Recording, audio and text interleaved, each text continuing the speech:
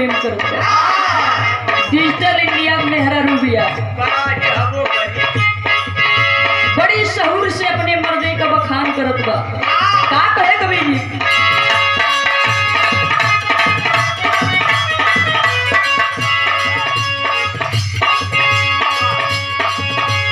लावेला मसाला चाला कबो नहीं पी के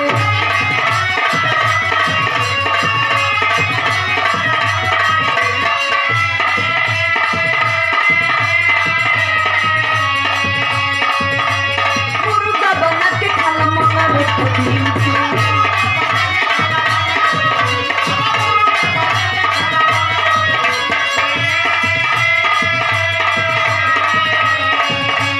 लावेला मसाला चाला कबो नहीं पी मुर्गा बना के खाला मगर पी के सासू जी से झगड़ा भइल त कहीं दिहन के पागल बलम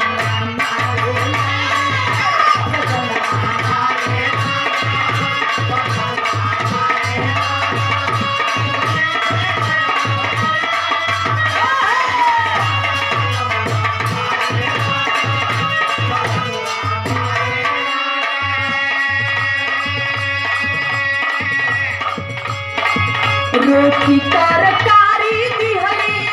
और अचार संग पनिया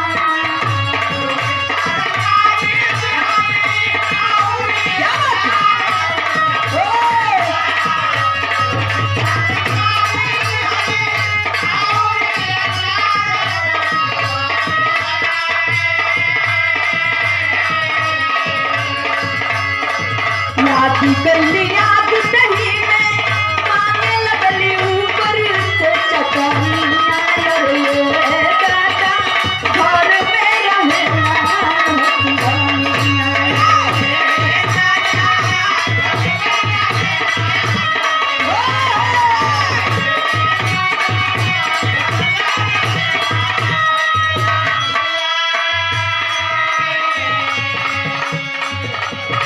और आप लोग सम्मानित रवि रेडियो दुबारी मऊ की धरती से आप लोग सम्मानित केदार यादव जी बहुत सारे रुपयों का सम्मान मिला। नमस्ते प्रणाम बा आशीर्वाद की कामना बा। आपसे हमने कई बार मिलन हो गया लेकिन हमने के जानत ना रही कभी जी भी ये बात तो होता है। नमस्ते प्रणाम बा आशीर्वाद की कामना बा कहना बा कभी जी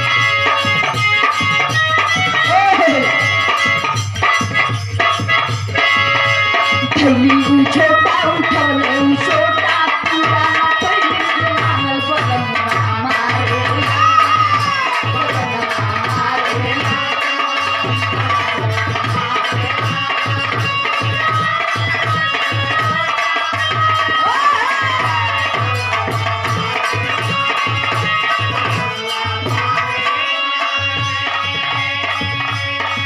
मार्केट में तमाम धुन आ गई नीचे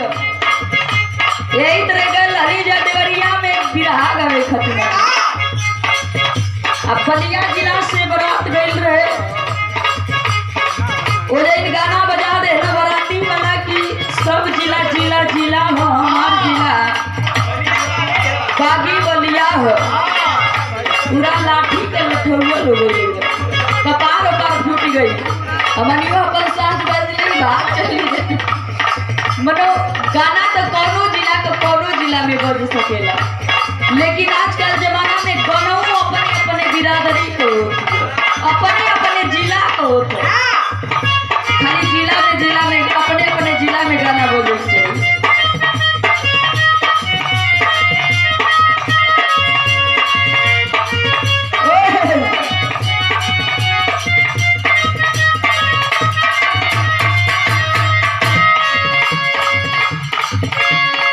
रेलिया से चढ़ के जा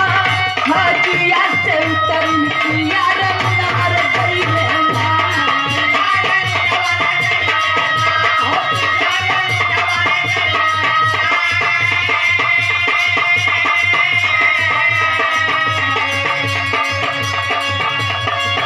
रेलिया से चढ़ के जा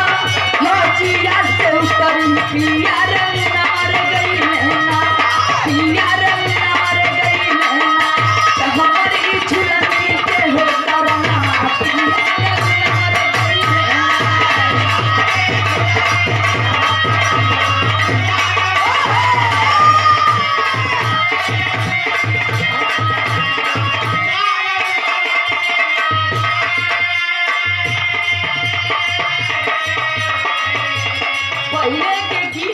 मस्त रहे। गौलहू में बड़ा मजा आवे और सुनलहू में सुनवैयन के मजा आवे। आजकल का जमाना तो आज निकलत हियो